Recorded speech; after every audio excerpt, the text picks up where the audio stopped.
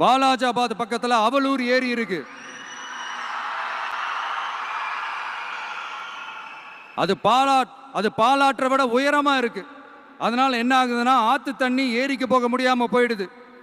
அதை சரி பண்ணி அந்த இடத்துல ஒரு தடுப்பணையை கட்டினா ஏரி நிறைய தண்ணி நிற்கும். அப்படி நின்னா அவலூர் மட்டும் இல்ல, ஆசூர் உட்பட இன்னும் 8 கிராமங்கள், எத்தனாயிரம் ஏக்கர் விவசாயம் நல்லா நடக்கும்.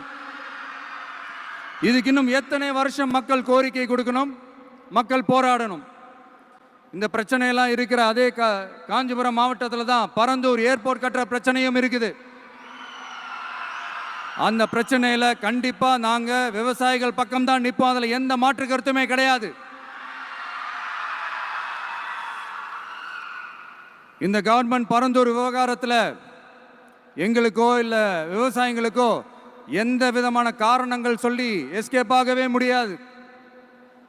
இப்படி மக்களுக்காக மக்களோட பிரச்சனைகளை எடுத்து பேசுறதுனால இப்போ ஆட்சியில் இருக்கிறவங்களுக்கு நம்ம மேல ஒரு ஆத்திரம் வரத்தானே செய்யும்.